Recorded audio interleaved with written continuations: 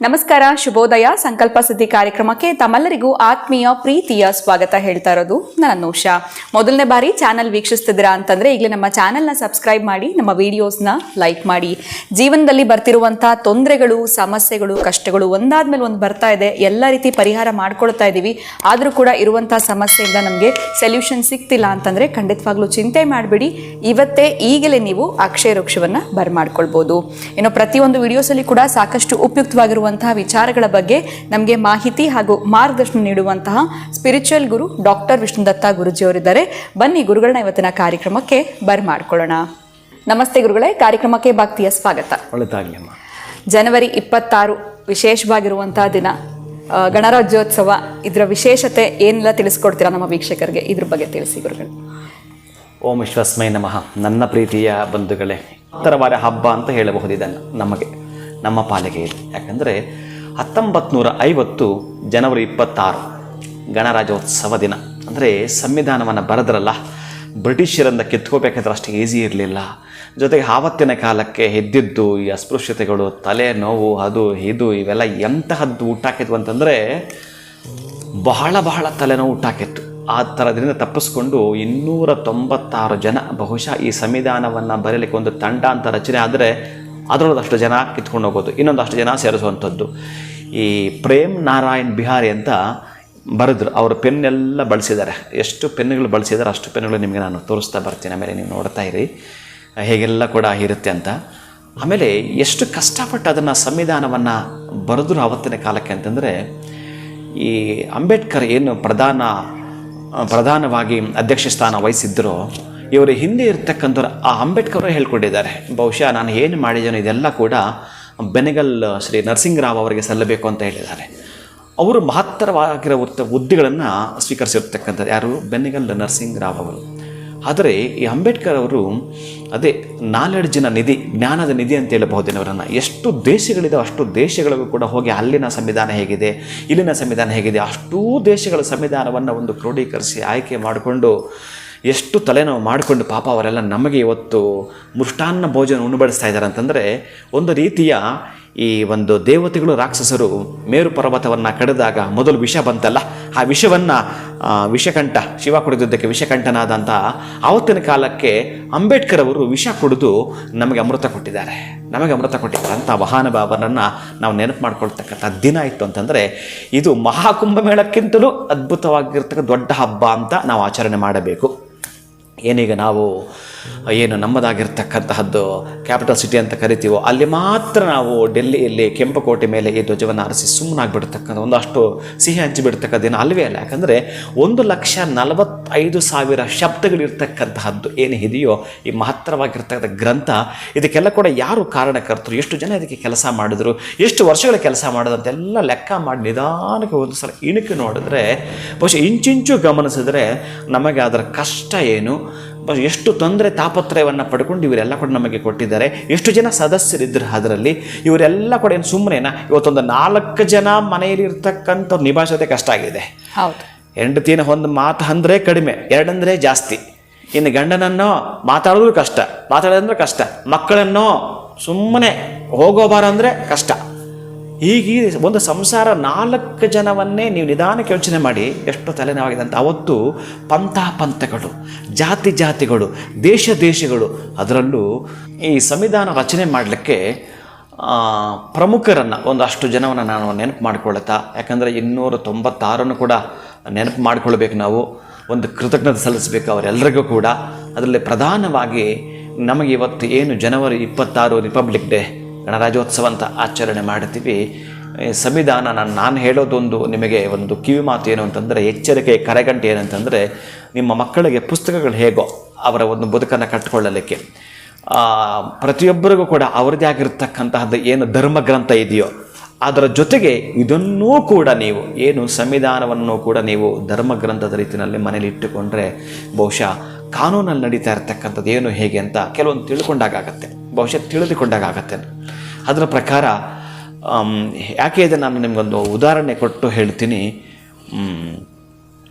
ನಮ್ಮ ಆಶ್ರಮಕ್ಕೆ ಸಂಬಂಧಪಟ್ಟ ಹಾಗೆ ಒಬ್ಬಾಕೆ ಆಂಧ್ರದಲ್ಲಿ ಏನು ಇದೆಯೋ ನಮಗೆ ಸಂಬಂಧಪಡ್ತಕ್ಕಂಥ ಆಶ್ರಮದಲ್ಲಿ ಈ ಗೋವುಗಳನ್ನ ರಕ್ಷಣೆ ಮಾಡ್ತಕ್ಕಂಥದ್ದಿದೆ. ಆಕೆ ನಮ್ಮ ಈ ಕರ್ನಾಟಕ ಆಂಧ್ರ ಬಾರ್ಡ್ರ್ ಏನು ಬರುತ್ತೋ ಅಲ್ಲಿ ಈ ಗೋವುಗಳನ್ನು ಕಸಾಯಿಖಾನೆಗೆ ತುಂಬಿಸ್ಕೊಂಡು ಹೋಗ್ತಾಯಿದ್ರು. ಗೋವುಗಳನ್ನು ಕಸಾಯಿಖಾನೆಗೆ ತುಂಬಿಸ್ಕೊಂಡು ಹೋಗ್ತಾಯಿದ್ರು. ಅಲ್ಲಿ ಹೋಗಿ ನಮ್ಮ ಒಂದು ನವಶಕ್ತಿ ಪೀಠಮಿಗೆ ಸಂಬಂಧಿಸಿದ ಒಬ್ಬ ಹೆಣ್ಣು ಮಗಳು ಹೋಗಿ ಅಲ್ಲಿ ಅದನ್ನು ಅಡ್ಡ ಹಾಕ್ತಾಳೆ. ಬಹಳ ದೌರ್ಜನ್ಯವನ್ನು ಮಾಡ್ತಾರೆ. ಏನು ಮಾಡೋದು ಆಕೆನ ಪಕ್ಕಕ್ಕೆ ಸರಿದು ಹೋಗ್ಲಿಕ್ಕೆ ಪ್ರಯತ್ನ ಪಡ್ತಾರೆ. ಮತ್ತು ಆ ಒಂದು ಲಾರಿಯನ್ನು ಅಟ್ಟಿಸ್ಕೊಂಡು ಬಂದು ಎಲ್ಲಿ ತನಕ ಬರ್ತಾಳೆ ಅಂತಂದರೆ ಬಹುಶಃ ನಮ್ಮ ಚಿಕ್ಕಬಳ್ಳಾಪುರ ಜಿಲ್ಲೆಗೆ ಸೇರಿರುವಂಥ ಗುಡಬಂಡಿ, ಅಲ್ಲಿಗೆ ಗುಡಬಂಡಿ ಅಲ್ಲಿಗೆ ಆ ಸಮೀಪ ಬಂದಾಗ ಅಲ್ಲೂ ಕೂಡ ಬಹಳ ದಾಳಿ ನಡೆಸ್ತಾರೆ. ಕೊನೆಗೆ ಆ ಒಂದು ಗುಡಬಂಡಿ ಪೊಲೀಸ್ ಸ್ಟೇಷನ್ ತನಕ ಈ ಮೆಸೇಜ್ ಹೋಗುತ್ತೆ. ಅದಾದ ನಂತರ ಆಕೆಯನ್ನು ಬಹಳ ಅವ್ಯಾಜ ಶಬ್ದಗಳಿಂದ ಮಾತಾಡ್ತಾರೆ. ನಿಂದೆ ಸರ್ ಎಲ್ಲ ಆಯಿತು. ಆ ಮಗು ನನಗೆ ಕರೆ ಮಾಡಿದಾಗ ಎಲ್ಲ ಆಯಿತು ಗುರುಗಳ, ನನಗೆ ಗೋರಕ್ಷಣೆ ಮಾಡೋಕ್ಕಂತ ಹೋಗ್ತಾಯಿದ್ರು, ಆಗ್ತಾ ಇಲ್ಲ, ಇಷ್ಟು ಕಷ್ಟ ಕೊಡ್ತಾಯಿದ್ರು. ನಾವಿರೋದು ಒಂದು 4 ಜನ, ಅವರ 100 ಜನ ಬಂದಿದ್ದಾರೆ. ಈಗ ಇವರು ಬಿಡೋದೇ ಇಲ್ಲ ಅಂತ ಹೇಳ್ತಾ ಇದ್ದಾರೆ, ಏನು ಮಾಡೋದು ಅಂತ ಕೇಳಿದರು. ಸರಿ ನಾನೇ ಮಾತಾಡ್ತೀನಿ ಅವ್ರ ಹತ್ರ ಅಂತೇಳಿ ಅವರ ಹತ್ರ ಮಾತಾಡಿದಾಗ, ಇಲ್ಲ ಗುರುಗಳೇ ಇದು ನಮಗೆ ಸಂಬಂಧಪಟ್ಟಿದ್ದು, ಅವರು ಬಂದು ಆಂಧ್ರದವರು ಏಕೆ ಇಲ್ಲಿ ಬಂದು ಅಡ್ಡ ಹಾಕ್ತಾರೆ ಅಂತ ಹೇಳಿದಾಗ ನಾನು ಅವ್ರಿಗೊಂದು ಕಿವಿ ಮಾತು ಹೇಳಿದ್ದೆ. ಯಾಕಂದರೆ ಸಂವಿಧಾನವನ್ನು ಓದ್ಕೊಂಡಿದ್ದರೆ ದಯವಿಟ್ಟು ಅವ್ರ ಹೆಸರು ಇನ್ಸ್ಪೆಕ್ಟರ್ ಸರ್ ಏನೋ ಇದು ಮರ್ತಿದ್ದೆ, ನಾನು ಬಂದರೆ ಮಾತಾಡ್ತಾ ಹೇಳ್ತೀನಿ, ಚೆನ್ನಾಗಿ ಜ್ಞಾಪಕ ಮಾಡ್ಕೊಳ್ಳಿ. ಈ ತಿದ್ದುಪಡಿಗಳಲ್ಲಿ ಬಹಳ ಪ್ರಮುಖವಾಗಿದ್ದಾವೆ. ಕೆಲವು ಮಾಡಲಿಕ್ಕಾಗುತ್ತೆ, ಕೆಲವು ಮಾಡಲಿಕ್ಕೆ ಬರಲ್ಲ, ಅಂತಹದ್ದಂತ ಇದ್ದಾವೆ. ಇದು ಮೈನರ್ ಹೇಗೆ ನೀವು ತಗೊಳ್ತೀರ ಅಂತಂದರೆ, ಗೋವುಗಳನ್ನು ರಕ್ಷಣೆ ಮಾಡ್ತಕ್ಕಂಥದ್ದು ಈ ರಾಜ್ಯದವರು ಆ ರಾಜ್ಯದವರು ಅಂತಿಲ್ಲ. ಅವರು ಬಂದು ಇಲ್ಲಿ ರಕ್ಷಣೆ ಮಾಡಬಹುದು, ಇಲ್ಲಿ ಬಂದು ಅಲ್ಲಿ ರಕ್ಷಣೆ ಮಾಡ್ತಕ್ಕಂಥ ಒಂದು ಆರ್ಟಿಕಲ್ ಇದೆ 165 ಅಥವಾ 167 ಏನೋ ಹೇಳುತ್ತೆ. ಅದನ್ನೊಂದು ಸಲ ನೀವು ಚೆಕ್ ಮಾಡ್ಕೊಳ್ಳಿ. ಆ ಮಗುವಿಗೆ ನೀವು ಈ ರೀತಿ ಮಾಡೋ ತಪ್ಪಿದೆ ಅಂತ ಹೇಳಿದಾಗ ನಾನು ಯಾವಾಗ ಈ ಒಂದು ಸಂವಿಧಾನದ 1-2 ಪದ ಅವ್ರಿಗೆ ಹೇಳಿದ್ನೋ ಆವಾಗ ಸ್ವಲ್ಪ ಅವರು ಆಯ್ತು ಗುರುಗಳೇ ಯೋಚನೆ ಮಾಡ್ತೀನಿ, ಹಾಗೆ ಏನಾದರೂ ಮಾಡಿಬಿಟ್ಟು ಕಳಿಸ್ತೀನಿ ಎಲ್ಲ ಹೇಳಿದರು. ಬಟ್ ಅವ್ರಿಗೆ ಗೊತ್ತಿಲ್ಲ ಯಾವುದು ಅವರಿಗೆ ಒಂದು ಮೇಜರ್ ಕಾಲ್ ಬಂತು, ಇದನ್ನು ಬಿಡಬೇಕು ಅಂತಿತ್ತು, ಏನೋ ಗೊತ್ತಿಲ್ಲ. ಒಟ್ಟಾರೆಯಾಗಿ ಆ ಮಗು ಅವತ್ತು ಹೇಗೆ ಶತಸಿದ್ಧ ನಿಂತು ಬಿಟ್ಲು ಇವ್ರು ರಕ್ಷಣೆ ಮಾಡಬೇಕು ಅಂತೇಳಿ. ಆ ರಕ್ಷಣೆ ಮಾಡಿದ್ದು ಯಾವುದು ಅಂತಂದರೆ ಕಾನೂನಲ್ಲಿರ್ತಕ್ಕಂಥದ್ದು ಒಂದೇ ಒಂದು ಆರ್ಟಿಕಲ್.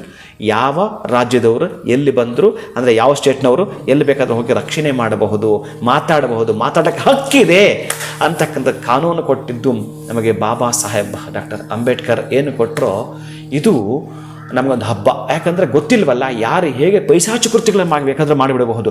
ಆದರೆ ಕಾನೂನು ಅಂತ ಇದೆಯಲ್ಲ, ಈ ಬಡವ ಬಲ್ಲಿದ ಅಂತ ಉಳ್ಕೊಳ್ಬೇಕಾದ್ರೆ ಕಾನೂನು ಇದ್ದದ್ದಕ್ಕೆ ಭಯ ಪಡ್ತಾರೆ ಶ್ರೀಮಂತರು. ಇಲ್ಲ ಅಂದರೆ ಏನು ಮಾಡ್ತಿದ್ರು, ಇವತ್ತು ಬಡವರನ್ನ ಹರಿದು ತಿಂದ್ಬಿಡ್ತಿದ್ರು ಕಾನೂನುಗಳು ಇಲ್ಲ ಅಂತಿದ್ದರೆ.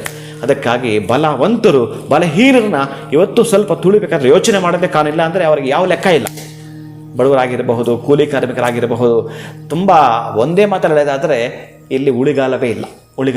ಅದಕ್ಕಾಗಿ ಕಾನೂನು ಅಂತ ನಮಗೆ ಕೊಟ್ಟಿದ್ದಾರೆ ಅಂತಂದರೆ ಇವತ್ತು ನೀವು ದಯವಿಟ್ಟು ಮನೆಯಲ್ಲಿ ಒಂದು ಹಬ್ಬದ ವಾತಾವರಣ ಸೃಷ್ಟಿ ಆಗಬೇಕು. ಹಾಗಾಗಿ ಜನವರಿ 26 ಏನು ನಮಗೆ ಪ್ರತಿ ವರ್ಷ ಬರುತ್ತೋ ಮಹತ್ತರವಾಗಿರ್ತ ಹಬ್ಬ, ನಮ್ಮ ಬದುಕಿನ ಕಣ್ಣು ತೆರೆಸುವಂಥ ಹಬ್ಬ, ನಮ್ಮ ಒಂದು ಜೀವಕ್ಕೆ ಚೈತನ್ಯ ಕೊಡ್ತಕ್ಕಂಥ ಹಬ್ಬ, ನಮ್ಮ ಒಂದು ಮುಂದಿನ ಪೀಳಿಗೆಗೂ ಸಹ ಈ ಹಬ್ಬವನ್ನು ಹೇಗೆ ಮಾರ್ಪಾಟು ಮಾಡ್ಕೊಂಡು ಹೋಗಬೇಕು ಅಂತಂದರೆ ಖುಷಿಯ ಸಂತೋಷದ ದಿನವನ್ನಾಗಿ ಮಾಡಿಕೊಳ್ತಕ್ಕಂಥ ಈ ದಿನ ಯಾವಾಗಲೂ ನಿಮ್ಮ ಮನೆಯಲ್ಲಿ ಏನೇ ಹಬ್ಬಕ್ಕೆ ಈ ಒಂದು ತೋರಣ ಕಟ್ತೀರೋ ಅಂತಹ ಹಬ್ಬ ಆಚರಣೆಯನ್ನು ಮಾಡಿಕೊಡ್ತಾ ಸಂವಿಧಾನನ ಒಮ್ಮೆ ಹಿಣಿಕೆ ನೋಡ್ತಕ್ಕಂತಹದ್ದು ನೀವು ಮಾಧ್ಯಮದಲ್ಲಿ ನೋಡ್ತಿರ್ತೀರಿ. ಯಾಕಂತಂದರೆ ನಮ್ಮ ಭಾರತ ದೇಶದ ಸೈನ್ಯವನ್ನು, ಆ ಸೈನ್ಯದ ಬಲ ಪ್ರಚುರಪಡಿಸ್ತಾ ಇರ್ತಕ್ಕಂಥ ಎಲ್ಲ ದೇಶದ ಕಣ್ಣು, ಈ ಜಗತ್ತಿನ ಎಲ್ಲರ ಕಣ್ಣು ನಮ್ಮ ದೇಶದ ಸೈನ್ಯದ ಮೇಲೆ ಇವತ್ತಿರುತ್ತೆ. ನೋಡ್ತಾ ಇರ್ತಾರೆ ಇವರು ಏನೇನು ಮಾಡ್ತಾರೆ ಅಂತ. ಅಂತಹ ಈ ಒಂದು ಕೆಂಪು ಕೋಟೆ ಮೇಲೆ ಬಾವುಟವನ್ನು ಹಾರಿಸೋ ಮುಖಾಂತರ, ಮತ್ತು ನಮ್ಮ ಸೈನಿಕರು ಅಲ್ಲಿ ಅವರ ಕ್ರೀಡೆಯನ್ನು ಪ್ರದರ್ಶನ ಮಾಡೋ ಮುಖಾಂತರ, ಆಮೇಲೆ ನಮ್ಮ ಕರ್ನಾಟಕದ್ದು ಕೆಲವೊಂದು ಈ ಹಂಪಿಗೆ ಸಂಬಂಧಪಡ್ತಕ್ಕ ಕೆಲವು ದೇವಾಲಯಗಳನ್ನು ಮೆರವಣಿಗೆ ಮಾಡೋ ಮುಖಾಂತರ ಇವೆಲ್ಲವೂ ಕೂಡ ಈ ಭಿತ್ತಿಪತ್ರಗಳನ್ನು ಕೊಡ್ತಕ್ಕಂಥದ್ದು, ಈ ಸ್ಟಾಂಪ್ ಯಾವ್ಯಾವುದು ಅಂತ ಎಲ್ಲವನ್ನು ಕೂಡ ಇವತ್ತು ನಿಮಗೆ ತೋರಿಸ್ತಾ ಬರ್ತಾರೆ. ಅಂತಹ ಅದ್ಭುತವಾಗಿರೋ ದಿನವನ್ನು ನೀವೆಲ್ಲರೂ ಕೂಡ ಖುಷಿಯಾಗಿ ಸಂತೋಷವಾಗಿ ವೆಲ್ಕಮ್ ಮಾಡ್ಕೊಳ್ತೀರ ಅಂತ ಹೇಳ್ತಾ, ನಿಮ್ಮೆಲ್ಲರೂ ಕೂಡ ಒಳ್ಳೆಯ ವೃದ್ಧಿಯನ್ನು, ಅಭಿವೃದ್ಧಿಯನ್ನು, ಸಮೃದ್ಧಿಯನ್ನು ನಿಮ್ಮ ಮನೆಯಲ್ಲಿ ಒಬ್ಬ ವಿವೇಕಾನಂದ ಇರಲಿ, ನಿಮ್ಮ ಮನೆಯಲ್ಲಿ ಒಬ್ಬ ಅಂಬೇಡ್ಕರ್ ಇರಲಿ, ನಿಮ್ಮ ಮನೆಯಲ್ಲಿ ಒಬ್ಬ ಸ್ವಾಭಿಮಾನದ ಭಾರತ ರತ್ನ ಇರಲಿ ಅಂತ ಈ ಮೂಲಕ ನಾನು ಆಶಿಸ್ತೇನೆ. ಮಂಗಳಾಶಾಸನವನ್ನು ಮಾಡ್ತೇನೆ ನನ್ನ ಪ್ರೀತಿಯ ಬಂಧುಗಳೇ. ಮತ್ತು ಈ ಸಂವಿಧಾನ ಸಭೆಯನ್ನು ರಚನೆ ಮಾಡಿರ್ತಕ್ಕಂಥ ಕೆಲವು ಹೆಸರನ್ನು ನಾನು ಹೇಳ್ತಾ ಇರ್ತೀನಿ. ನೀವು ಇನ್ನೂ ಕೂಡ ಅವರುಗಳನ್ನು ನೋಡಬಹುದು. ಯಾಕೆ ಅಂತಂದರೆ ಅವತ್ತಿನ ಕಾಲಕ್ಕೆಲ್ಲ ಕೂಡ ಇವತ್ತಿದ್ದ ಹಾಗೆ ಇರಲಿಲ್ಲ, ಕಲರ್ಫುಲ್ಲಾಗಿ ವೈಟ್ ಆ್ಯಂಡ್ ಬ್ಲ್ಯಾಕ್ ಇದ್ದದ್ದು ಅವ್ರ ಫೋಟೋಸು, ಪ್ಲಸ್ ಹಾಗೇನೆ ಆ ಪೆನ್ ಎಲ್ಲರೂ ಕೂಡ ನೀವು ನೋಡ್ತೀರಿ. ಬಹುಶಃ ಅದನ್ನು ನೋಡಲಿಕ್ಕೆ ನಮ್ಗೆ ಅವಕಾಶ ಅಂತಿದೆ. ಅದನ್ನು ಬರೆದ್ರಲ್ಲ, ಅಂಬೇಡ್ಕರ್ ಅವರು ಹಿಡಿದಿದ್ದ ಪೆನ್ ಆಗಿರಬಹುದು, ಆ ಸಂವಿಧಾನ ಆಗಿರಬಹುದು, ಆ ಗ್ರಂಥ ಎಲ್ಲಿಟ್ಟಿದ್ದಾರೆ ಅವೆಲ್ಲವೂ ಕೂಡ ಇದೀಗ ನೀವು ಆ ಚಿತ್ರಗಳನ್ನ ನೋಡ್ತಾ ಇದ್ದೀರಿ, ಮತ್ತು ಅವರ ಹೆಸರನ್ನು ಕೂಡ ಕೇಳಿಸ್ಕೊಳ್ತೀರಿ. ಇನ್ನು ಸಂವಿಧಾನ ಸಭೆಯ ಪ್ರತಿಭಾವಂತರು, ಸಮಗ್ರ ಭಾರತದ ಆ ಕಾಲದ ಸುಪ್ರಸಿದ್ಧ ನಾಯಕರು, ನ್ಯಾಯಾಂಗ ತಜ್ಞರು, ವಿಚಾರವಾದಿಗಳು ಮತ್ತು ಸಾಮಾಜಿಕ ನೇತಾರರನ್ನು ಸೇರಿಸಿ ಸಂವಿಧಾನ ಸಭೆಯ ರಚನೆಯಾಗಿತ್ತು. ಅವತ್ತಿನ ಕಾಲಕ್ಕೆ doctor BR Ambedkar, Sanjay Phake, Jawaharlal Nehru, C Rajagopalachari, doctor Rajendra Prasad, Vallabhbhai Patel, Kanhaiyalal, Maniklal Munshi, Ganesh Vasudev Mavalankar, Sandeep Kumar Patel, Abdul Kalam Azad, Shyam Prasad Mukherjee, Naini Ranjan Ghosh ಮತ್ತು ಬಲವಂತ ರಾಯ್ ಮೆಹ್ತಾ ಸಂವಿಧಾನ ಸಭೆಯ ಮುಖ್ಯ ಸದಸ್ಯರಾಗಿದ್ದರು. ಇನ್ನು ಈ ಸಭೆಯಲ್ಲಿ ಪರಿಶಿಷ್ಟ ಜಾತಿಯ 30 ಪ್ರತಿನಿಧಿಗಳಿದ್ದರು. ಫ್ರಾಂಕ್ ಹ್ಯಾಂಥನಿ ಆಂಗ್ಲೋ ಇಂಡಿಯನ್ ಸಮುದಾಯದ ಪ್ರತಿನಿಧಿಯಾಗಿದ್ದರು. ಪಾರ್ಸಿ ಸಮುದಾಯದ ಪ್ರತಿನಿಧಿಯಾಗಿ HP ಮೋದಿ ಸಂವಿಧಾನ ಸಭೆಯಲ್ಲಿ ಭಾಗವಹಿಸಿದ್ದರು. ಇನ್ನು ಹರೇಂದ್ರ ಕುಮಾರ್ ಮುಖರ್ಜಿ ಕ್ರಿಶ್ಚಿಯನ್ ಸಮುದಾಯವನ್ನು ಪ್ರತಿನಿಧಿಸಿದ್ದರು. ಆಲಿ ಬಹುದಾರ್ ಗುರುಂಗ್ ಗೂರ್ಖಾ ಸಮುದಾಯದ ಪ್ರತಿನಿಧಿಯಾಗಿದ್ದರು. ಬೆನಗಲ್ ನರಸಿಂಗರಾವ್, ಕೃಷ್ಣಸ್ವಾಮಿ ಅಯ್ಯರ್, KM ಮುನ್ಸಿ ಮತ್ತು ಗಣೇಶ್ ಮಾಲ್ವಂಕರ್ ಸಂವಿಧಾನ ಸಭೆಯಲ್ಲಿ ಹೆಸರಾಂತ ನ್ಯಾಯಾಧೀಶರಾಗಿದ್ದರು. ಸರೋಜಿನಿ ನಾಯ್ಡು, ಹಂಸಾ ಮೆಹ್ತಾ, ದುರ್ಗಾಬಾಯಿ ದೇಶಮುಖ್, ಅಮೃತ್ ಕೌರ್ ಮತ್ತು ವಿಜಯಲಕ್ಷ್ಮಿ ಪಂಡಿತ್ ಸಂವಿಧಾನ ಸಭೆಯ ಮಹಿಳಾ ಸದಸ್ಯರಾಗಿದ್ದರು. ಇನ್ನು ಈ ಒಂದು ಪೆನ್ನುಗಳನ್ನು ಬಳಸಿ ಈ ಸಂವಿಧಾನವನ್ನು ಬರೆದದ್ದು ಮತ್ತು ಕೂಡ ಅದಕ್ಕೆ ಸಂಬಂಧಪಟ್ಟ ಹಾಗೆ ಆ ರಚನೆಯನ್ನು ಮಾಡಿರತಕ್ಕಂತಹದ್ದು ಬಹಳ ಪ್ರಮುಖವಾಗಿರ್ತಕ್ಕಂತಹದ್ದು. ಅದರ ಲೋಗೋಗಳು ಅವತ್ತು ಬಿಡುಗಡೆ ಮಾಡಿರ್ತಕ್ಕಂತಹದ್ದು 1946 ಡಿಸೆಂಬರ್ 6 ಸಂವಿಧಾನ ಸಭೆಯ ಸ್ಥಾಪನೆ. ಇದನ್ನು ಫ್ರೆಂಚ್ ಸಂಪ್ರದಾಯ ಅಂತ ರೂಪಿಸಲಾಗಿತ್ತು ಆವತ್ತಿನ ಕಾಲಕ್ಕೆ. ಇನ್ನು 1946 ಡಿಸೆಂಬರ್ 9 ಸಂಸತ್ ಭವನದ ಸೆಂಟ್ರಲ್ ಹಾಲ್ನಲ್ಲಿ ಸಂವಿಧಾನ ಸಭೆಯ ಪ್ರಪ್ರಥಮ ಸಭೆ. ಇದರಲ್ಲಿ ಸಚ್ಚಿದಾನಂದ ಸಿನ್ಹಾ ತಾತ್ಕಾಲಿಕ ಅಧ್ಯಕ್ಷರಾಗಿ ನೇಮಕವಾಗಿದ್ದರು. ಇನ್ನು ಹೀಗೇನೆ ಬಹಳ ಪ್ರಮುಖವಾಗಿ ಮಾತಾಡ್ತಾ ನೋಡ್ತಾ ಹೊರಟ್ರೆ ಬಹುಶಃ ನಮಗೆ ಸಿಗ್ತಕ್ಕಂತಹದ್ದು ಈಗಲೂ ಕೂಡ ಈ ಸಂವಿಧಾನದ ಇಂಗ್ಲಿಷ್ ಮತ್ತು ಹಿಂದಿ ಮೂಲ ಪ್ರತಿಗಳನ್ನು ಸಂಸತ್ ಭವನದಲ್ಲಿ ಆ ಒಂದು ಗ್ರಂಥಾಲಯದಲ್ಲಿ ಹೀಲಿಯಂ ತುಂಬಿಸಿದ ಪೆಟ್ಟಿಗೆ ಇಡಲಾಗಿದೆ. ಆ ಪೆಟ್ಟಿಗೆ ಚಿತ್ರ ಕೂಡ ಇದೀಗ ನೀವು ನೋಡ್ತೀರಿ ಕೂಡ.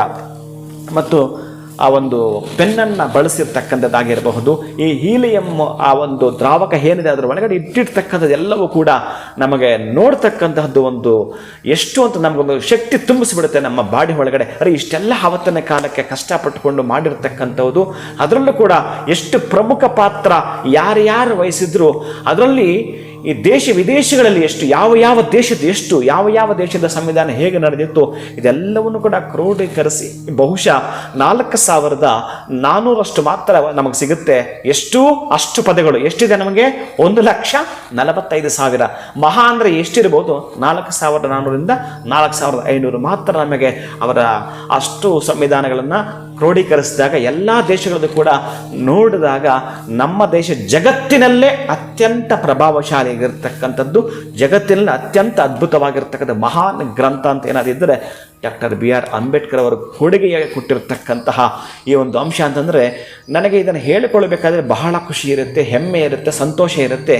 ಯಾಕೆಂದರೆ ಆವತ್ತಿನ ಕಾಲಕ್ಕೆ ಆ ಒಂದು ಅಸ್ಪೃಶ್ಯತೆ ಅಂತ ಇತ್ತಲ್ಲ, ಈ ಜಾತಿ ನಿಂದನೆ ಮಾಡ್ತಾ ಇದ್ರಲ್ಲ, ಅದು ಎಳ್ಳಷ್ಟು ಇಷ್ಟವಾಗದಿರ್ತಕ್ಕಂಥದ್ದು. ಎಳ್ಳಷ್ಟು ಯಾಕಂದರೆ ಅವನು ಕೂಡ ಮನುಷ್ಯನೇ, ಇವನು ಕೂಡ ಮನುಷ್ಯನಾಗಿರ್ತಾನೆ. ಅಂದರೆ ಇಂಥ ಜಾತಿಯಲ್ಲೇ ಹುಟ್ಟಬೇಕು ಅಂತ ನಾವೇನು ಅಪ್ಲಿಕೇಶನ್ ಹಾಕ್ಕೊಂಡಿರೋದಿಲ್ಲ ಯಾವುದೇ ಕಾರಣಕ್ಕೂ ಕೂಡ.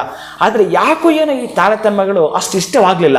ಆದರೆ ಆವತ್ತಿನ ಕಾಲಕ್ಕೆ ನಮ್ಮ ತಾತ ಯಾವುದೋ ವಿಚಾರಕ್ಕೆ ಕಿತ್ತಾಡೋದಂದ್ರೆ ಇವತ್ತು ನಾವು ಅದನ್ನೇ ಇಟ್ಕೊಂಡು ಮುಂದುವರಿಬಾರ್ದು.